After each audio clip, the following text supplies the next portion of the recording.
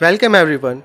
I am your teaching buddy Sudhir Singh, and today we are going to read the fourth chapter of The Snow Queen, The Prince and the Princess. Let's start. She opened the gate and went out.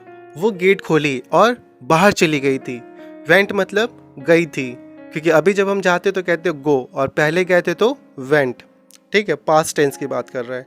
She open the gate and went out. वो gate खोली और बाहर चली गई थी. All around her she saw how time had gone by while she had played in the magic garden. जब वो बाहर गई तो उसने अपने चारों तरफ, अपने आसपास, ऑल अराउंड हर, उसने अपने आसपास देखा कि किस तरह से समय बीत चुका है, समय चला गया है. टाइम हैड गॉन बाय, जब वो गार्डन में खेल रही थी. वाइल मतलब जब. She had played in the magic garden, जब वो गार्डन में खेल रही थी तो किस तरह बाहर, मतलब उस गेट के बाहर किस तरह सीजन्स आए और गए, पर जर्डा को इस बात की खबर नहीं थी, क्योंकि वो कहाँ थी, एक मैजिक गार्डन में. There it had always been summer with flowers blooming and birds singing. There, यहाँ पे देयर क्या है, मतलब magic garden. There it had always been summer, मतलब क्या कह रहा है कि वो जो मैजिक गार्डन था वहाँ पे हमेशा क्या रहता था, समर रहता था. फ्लावर्स ब्लूमिंग, और फूल हमेशा खिलते रहते थे. एंड बर्ड्स सिंगिंग, और चिड़िया जो थी, बर्ड्स हमेशा वहाँ पे चर्प करती रहती थी, गाती रहती थी. But now she was in the real world and time had passed. लेकिन अब वो एक रियल वर्ल्ड में थी. एंड टाइम हैड पास्ट का मतलब अब समय काफ़ी बीत चुका था. Autumn had already come and cold winds were blowing. Autumn had already, already मतलब पहले से ही, ऑटम बहुत पहले से ही आ चुका था. ऑटम सीजन्स होते हैं ना, जब ठंड स्टार्ट होती है, like in a month of October, सितंबर और अक्टूबर. ठीक है, जब सीज़न स्टार्ट होता है ठंड का, तब हम लोग ऑटम कहते हैं उससे. तो वो पहले से ही आ चुका था, ऑटम मंथ आ चुका था और उससे इस बात की खबर भी नहीं थी. Autumn had already come and cold winds are blowing, और जो ठंडी हवा थी वो बहने स्टार्ट हो गई थी. Poor Gerda shivered in her thin dress and bare feet. बेचारी जर्डा, पुअर मतलब बेचारी, बेचारी जर्डा. शिवर्ड मतलब काँप रही थी, ठंड से काँप रही थी, क्योंकि उसके कपड़े कैसे थे, बहुत ही थीन थे, पतले थे. एंड बेयर फीट, और बेयर मतलब बेयर एक नेगेटिव वर्ड होता है, जो कि मतलब बेयर फीट मतलब उसके पैरों में चप्पल तक नहीं थे, सैंडल शूज कुछ नहीं था. बेयर फीट मतलब नंगे पाँव थी वो. She felt lonely and frightened and lost. अब उसे कैसा लग रहा था, अब उसे बहुत ही लोनली मतलब अकेलापन, फ्राइटेंड डरी हुई थी, और वह लॉस्ट मतलब ऐसा लग रहा था वो अब खो चुकी है. अब उसे फील होने लगा कि वो अकेली है, वो डरी हुई है और वो खो चुकी है. Just then, a big friendly crow flew down and began to talk to her. तभी क्या हुआ, ऊपर से एक क्रो उड़ता हुआ आया. वो कैसा क्रो था, बहुत ही फ्रेंडली था, और वो जर्डा से बात करने लगा. टॉक टू हर, हर यहाँ पे जर्डा है, जर्डा से बात करने लगा. She told him her story and about के. उसने उस क्रो को अपनी और के बारे में सारी जो कहानी थी, जो स्टोरी थी, वो उसे बता दी कि वो यहाँ तक, इस मैजिक गार्डन तक कैसे पहुँची.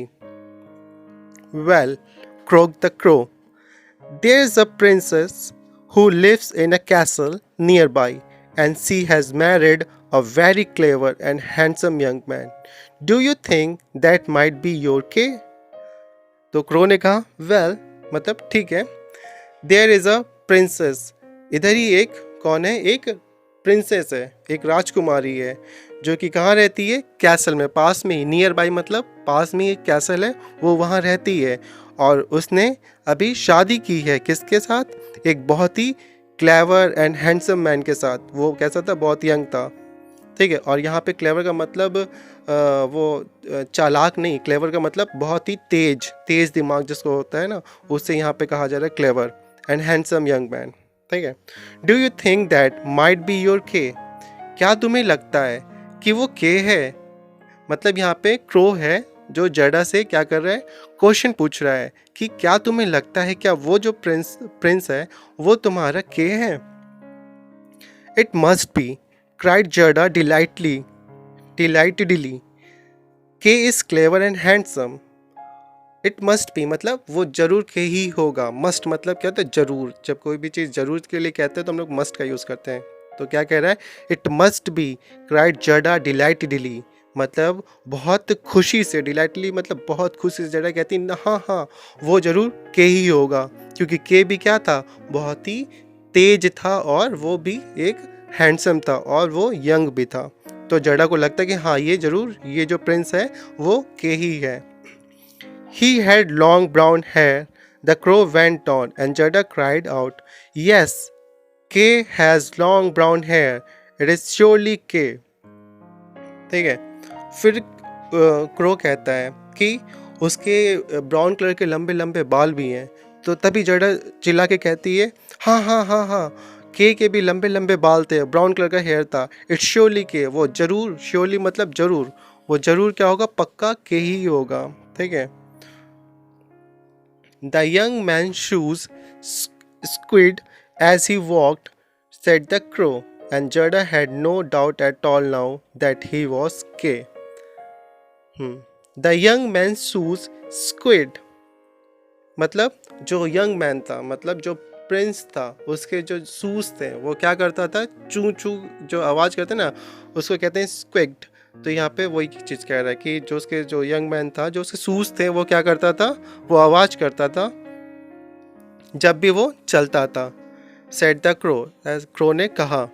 And Gerda had no doubt at all now, अब जड़ा को कोई भी डाउट नहीं था कि वो के नहीं हो सकता। उसने अब डाउट उसका क्लियर हो गया कि वो पक्का कौन है, वो के ही है। For Kay's shoes were new and they squeaked, मतलब के भी शूज क्या थे, नए थे, और वो भी स्क्विक्स करते थे, मतलब वो भी आवाज करते थे। The crow helped her to slip into the castle at night, अब वो जो क्रो था उसका हेल्प करता है कैसल में जाने में। ठीक है, किसका हेल्प करता है, जड़ा का। यहाँ पे हर क्या है, हर किसके लिए, जड़ा के लिए है। ठीक है। And led her into the bedroom where the princess and the prince lay fast asleep in their beds. ठीक है, और वो उसे लीड करता है, मतलब उसके आगे आगे चलता है और उसको उस बेडरूम में ले जाता है जहाँ पे प्रिंस और प्रिंसेस सो रहे होते हैं अपने अपने बेड पर।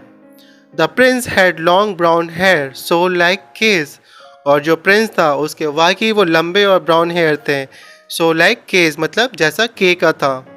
दैट जड़ा कॉल्ड आउट टू हिम, और वो लंबे और ब्राउन हेयर देखती जड़ा ने क्या लगाया, आवाज। कॉल्ड आउट मतलब आवाज लगाना, उसने उस प्रिंस को आवाज लगाया। The prince and the princess अवोक and set up, और उसकी आवाज़ सुनते ही प्रिंस और प्रिंसेस क्या किए, वो जग गए, और वो जग कर बैठ गए। सेट अप मतलब बैठ गए।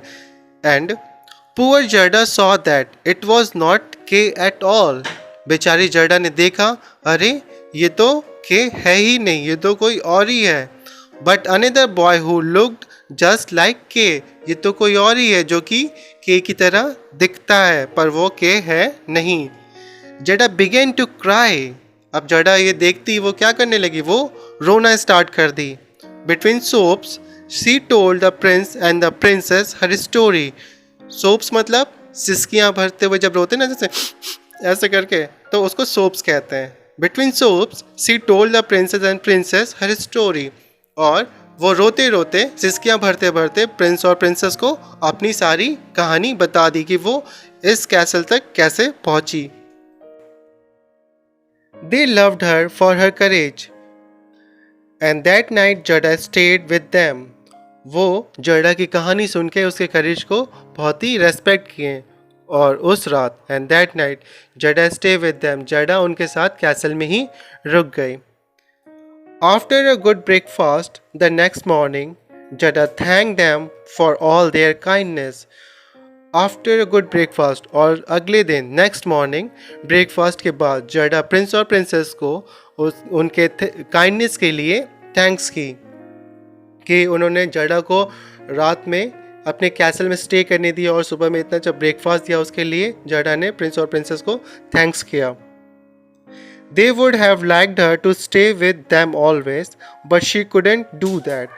They मतलब प्रिंस और प्रिंसेस चाहते थे कि जर्डा उनके साथ हमेशा के लिए कैसल में ही रुक जाए, but she couldn't do that. लेकिन जर्डा ऐसा नहीं कर सकती थी। क्यों? क्योंकि उसे के को ढूंढना था। She begged them for a coach in which to travel. जर्डा ने प्रिंस और प्रिंसेस से एक कोच मांगा ताकि वो ट्रैवल कर सके, and a pair of shoes for she had lost hers, और उसने एक पेयर ऑफ शूज़ भी मांगा जो कि वो अपना खो चुकी थी।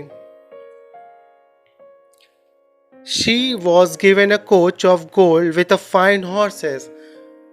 तो प्रिंस और प्रिंसेस ने उसे एक गोल्ड का कोच दिया, उसे एक सोने का कोच दिया with a fine horses. Fine horses कहने का मतलब यहाँ पे बहुत ही सुंदर, एकदम चमकता हुआ जो घोड़ा था, एकदम उसके बाल शाइनिंग कर रहे थे हॉर्स के, वैसा हॉर्स उसके साथ उस कोच में अटैच था।